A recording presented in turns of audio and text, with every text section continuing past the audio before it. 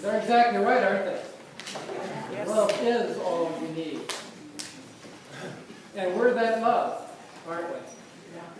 And so in a very real sense, all we need to do is to express the love that we are. And that's all the world needs. Cher and I have a recollection that we'd like to share with you this morning. The first time we spoke here, remember, was November 17th, 2013. Some of you may remember that. Our talk was entitled, All Fired Up. Remember that? It was about 3 Jewish lads that King Nebuchadnezzar had befriended from his Facebook account and threw in the furnace. Remember? Well, there was something about you guys that Sunday that touched Cher and I deeply. We talked about the path that we got here. That was part of the path of our getting here, November 17, 2013. Because the something special about you was your uniqueness. And I'm sure that our guests this morning are feeling that same uniqueness that we felt months ago. We sense an energy that was uncharacteristic of most unity churches. You're different. Wow. Yay!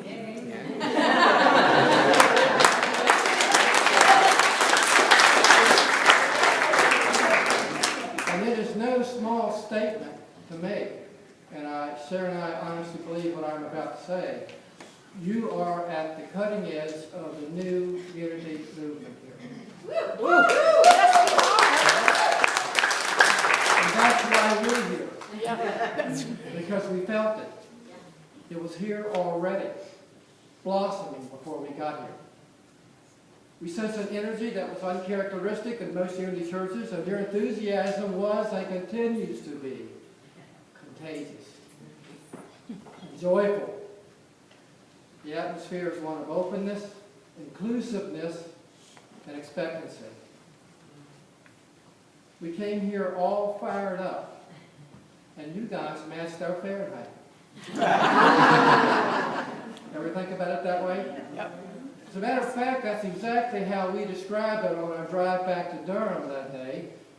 Renee was with us that time too, and I looked at both of them and I said, you know what? Those wonderful people matched our Fahrenheit.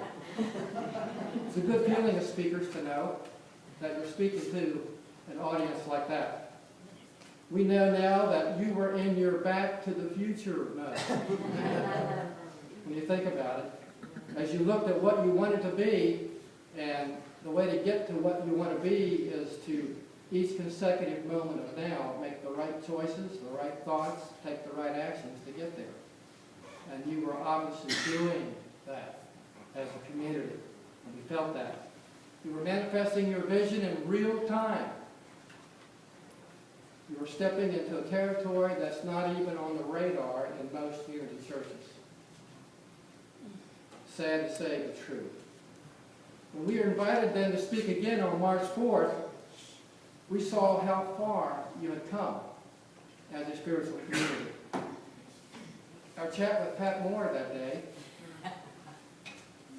about this community-centered model that you were operating under excited Cher and I. As a matter of fact, we had told each other, sworn to each other, that we would not go back into the pulpit ministry unless a ministry woke up and was doing what you're doing here with the new model. That's true. That's part of the reason why we're here, I'm happy to say. We thought about how nice it would be to be part of that. And now Cher and I are matching your Fahrenheit. Yay!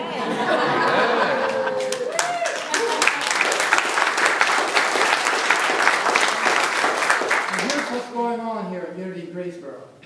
You, your board of directors, the staff, and the teams have created a network of mutuality that's woven into a single fabric of wholeness. Say that again.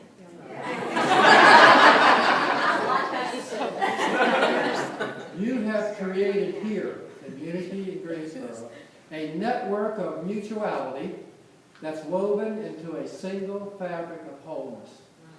And it's genuine. And it's real. and you can feel it.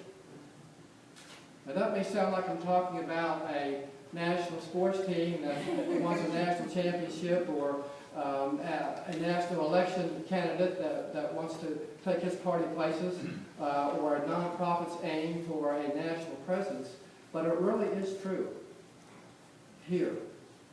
The network of mutuality, inclusiveness, and respect that you have created here that focuses on a community-centered, mission-driven, the way you do business here, is absolutely cutting edge in the unity movement. No one else is doing it.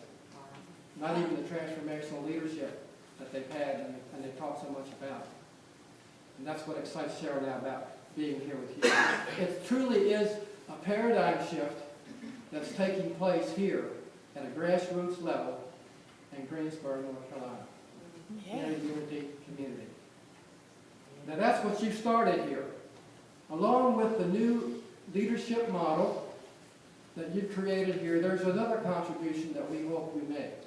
We've sort of alluded to it in our talks as we come here, and I'm going to say it again today. Unity needs to bump up their theology. We've lost our differentiator in the marketplace as a spiritual movement. And we're not satisfied with that, and thankfully you guys aren't satisfied with that either.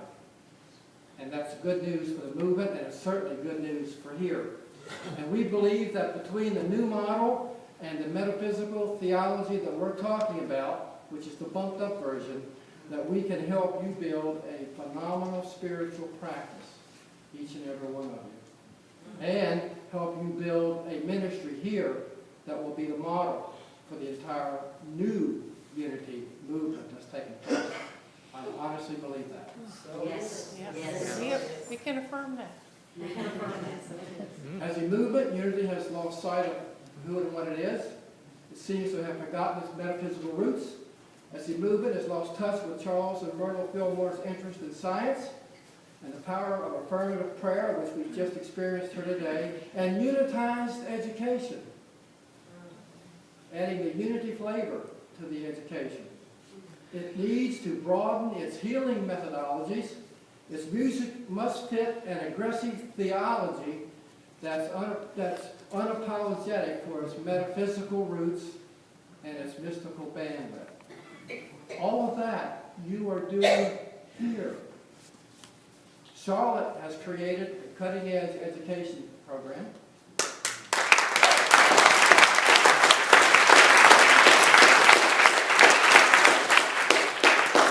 Elaine constantly changes the wording and words and songs, right, to make sure it fits with the new theology.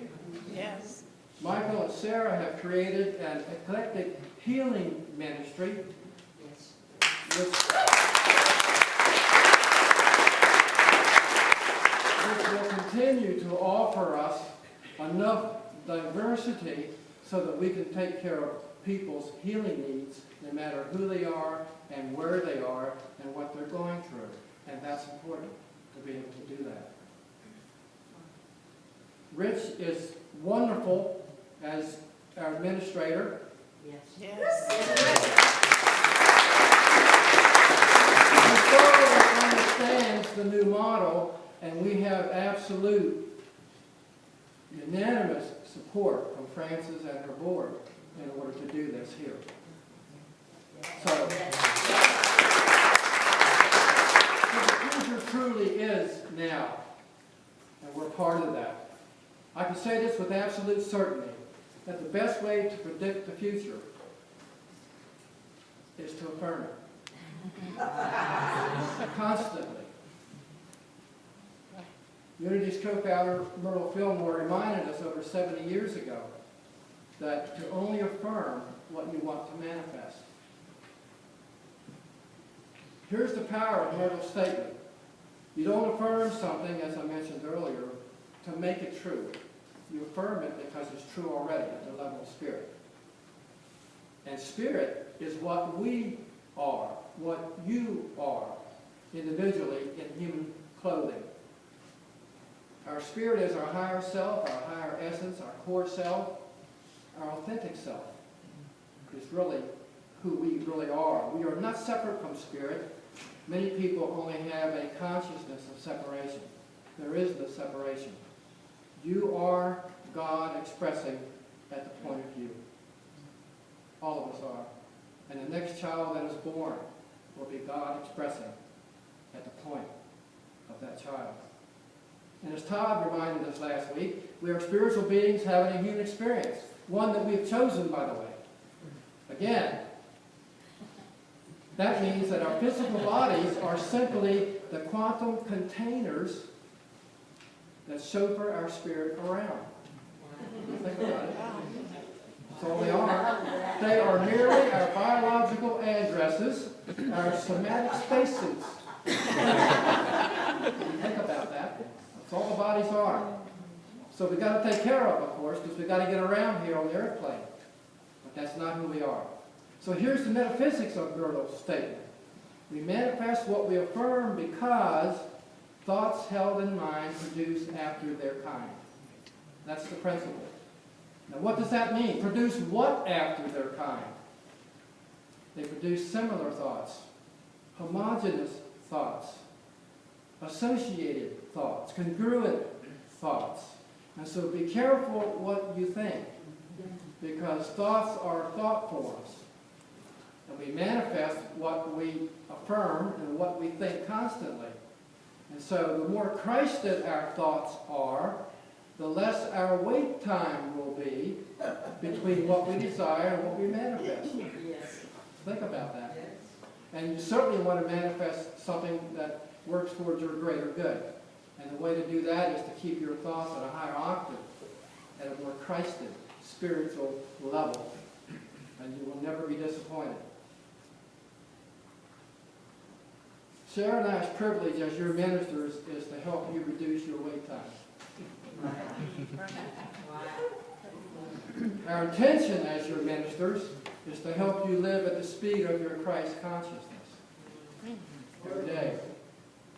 And our purpose in life as your ministers is to help you to go back to the future with every thought, every choice, every word, and every action that you take so that you can build, all of you, individually, a phenomenal spiritual practice as you work towards your higher good, the higher good of unity in Greensboro, and the higher good of unity as a movement. And for that, we are proud to be called your ministers.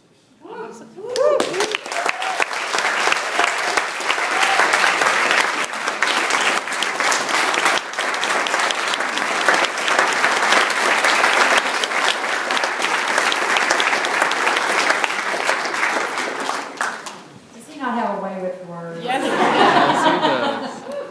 So I get to follow that.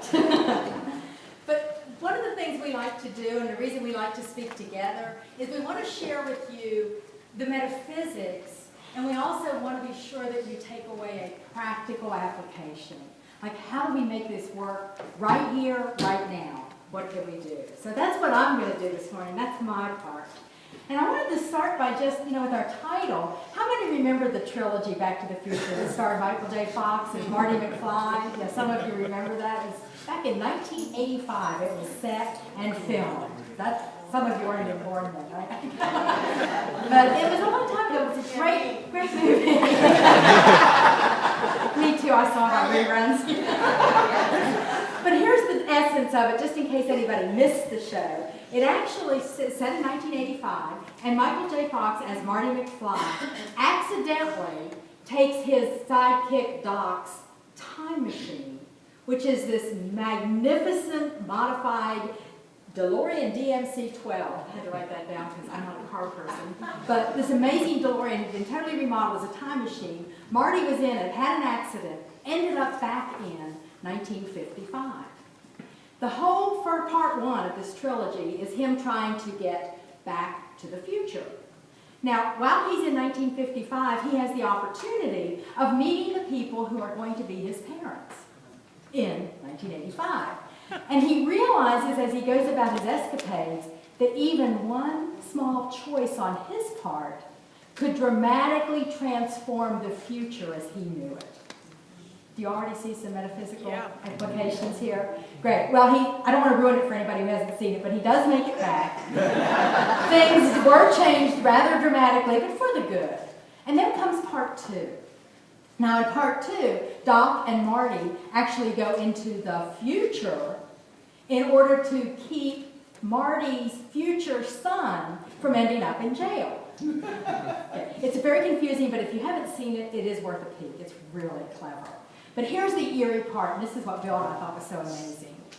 The future that they went to in the movie was actually set in the year 2015. Yeah. Yeah, I mean, that's like next year, like 6 months away. That was the future that seemed so far away when the movie was filmed in 1980s. Isn't that incredible? Yeah. So the message is the future gets here a whole lot faster than any of us could imagine. I actually have a little note written in the front of my calendar, and it says, warning, great big.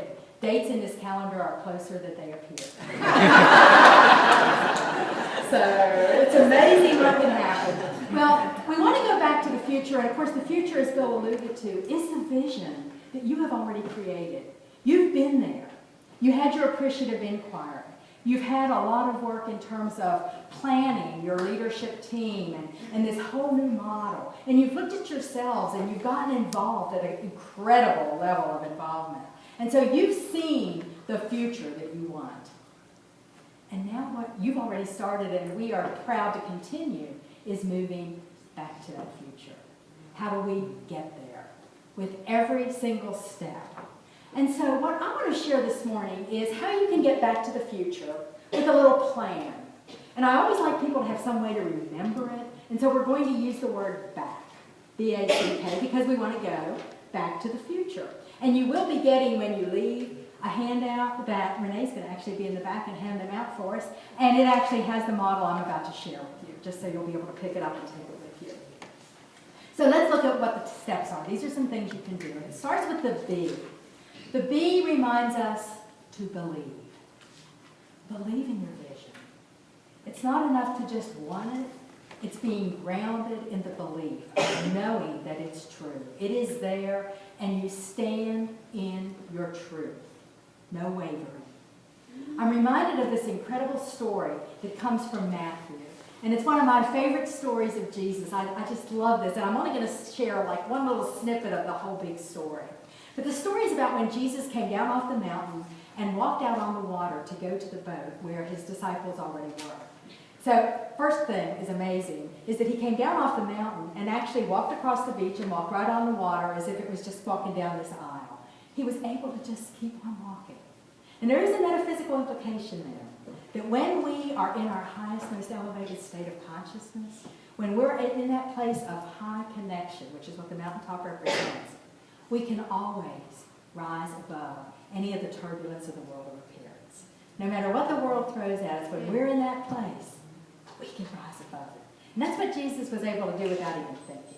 He walked across the water out toward the boat, and Peter sees him coming. And if any of you know anything about Peter, he was real impetuous. And so he wanted to join Jesus and do the same thing. So what did he do? He jumps out of the boat and starts walking across the water toward Jesus. And he's doing it. He's excited. And then he realizes, wait a minute. I'm walking on water. I'm not supposed to be able to do this. And immediately he started to sink. Now, I just want to know if anybody can get the metaphysics of that. Yeah, you got it, right? I don't quite even have to tell you. But isn't it amazing? Have you ever done it? You get really excited about an idea. And you jump in with both feet, and you get started, and you are so psyched, you're not thinking about anything but doing it. And you're succeeding. And then all of a sudden, it's like, what am I thinking? I can't do this. Or this is too hard. And we start fear and doubt, and we start having problems. We start sinking. But what did Peter do? He immediately, as he started sinking, he said, Lord, save me. He just yelled out for save. Jesus, what are you doing just standing there? Help me, right? Anybody guilty of that? When we start sinking, when we have those problems, that's when we go to headquarters. That's when we remember, oh, we've got affirmative prayer. Oh, we've got affirmations. Oh, we've got stuff we can use. Instead of making it our daily place of business, We just use it when we get in trouble. And it's the first place we go to. But here's what's really cool. It doesn't matter because we can still make the connection.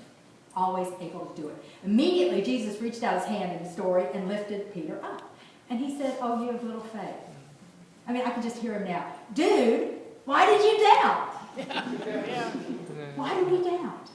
Why do we doubt? So, B is believe. We want to just nail in that belief and not let ourselves waver. B, believe. And then we've got the A. The A is act. Because it's not enough to believe. You think about our fifth principle. You've got the principles in your bulletin. Fifth one, what does it tell us? It's not enough to know, right? Yeah. It's not even enough to believe. You've got to live it. We have to live the truth we know. Which means we've got to put feet to what we do. And you already do that. This is like preaching to the choir, the whole choir. But Bill and I encourage each of you to just even dig a little deeper. Look within yourself and ask yourself, what are my gifts? What are my talents? What makes my heart sing? And then ask yourself, how can I bring that here and use it? And how can I use it in my life? So we encourage you, act. Put feet to what you believe. So we want to get back to the future by believe, and then act, and then we have the C. The C is create. And what we're inviting you to create is a regular spiritual practice. I'm just going to tell you, you might as well get used to hearing that, because you are going to hear that a lot from Bill and I. We think it's a non-negotiable, a regular, disciplined, daily spiritual practice.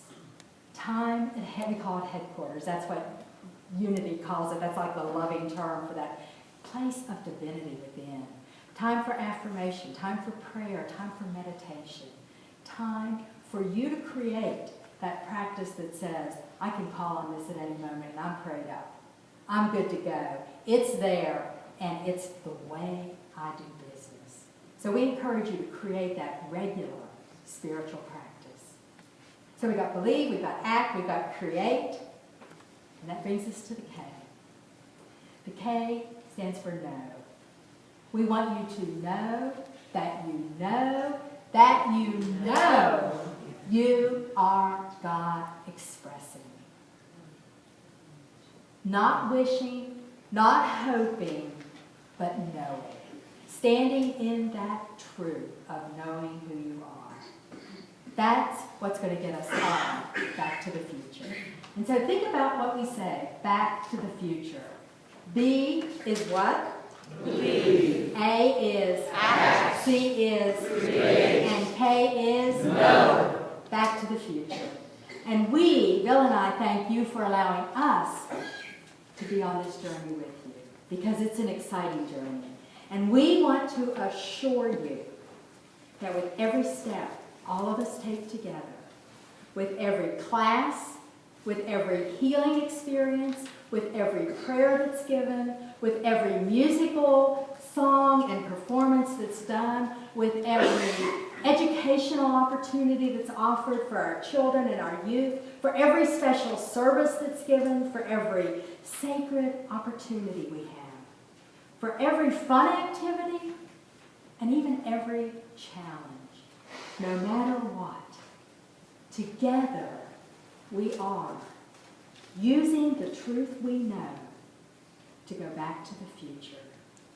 We are, as a community, Unity in Greensboro, but even more importantly, you, as an individual, as a spiritual being having a human experience, you are on your way back to the future. And we are so proud to be part of that journey as together we walk the spiritual path on practical feet. Blessings.